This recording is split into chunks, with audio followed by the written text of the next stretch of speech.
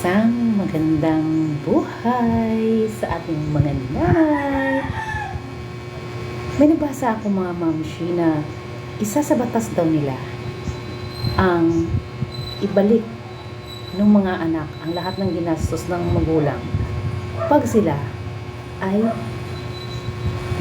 nasa magandang kalagayan na, kung sila ay maganda na yung buhay, nakapagtapos na. Dapat bang ganon? Yun ang pag-uusapan natin. Hindi naman ganon ang gusto ng magulang. Hindi naman ganon ang ibig sabihin ng magulang. Lalo na ng isang nanay. Ang gusto lang ng magulang ay kalingain mo sila. Aaligaan mo sila.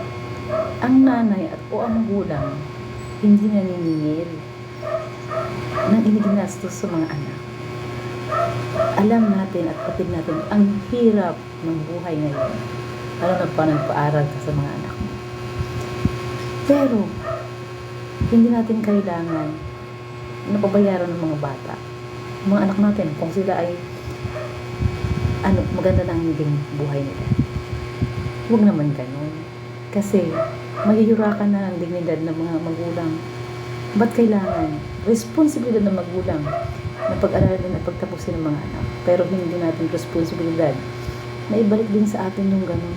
Ang gusto lang naman natin ay kalinga galing sa mga anak. Respeto at pagmamahal. Lalo na pag matanda na tayo. Yun lang ang kailangan natin. Guys, please subscribe my YouTube channel and click the notification bell para ma-update ko kayo pag may mga video akong may upload. Thanks for now!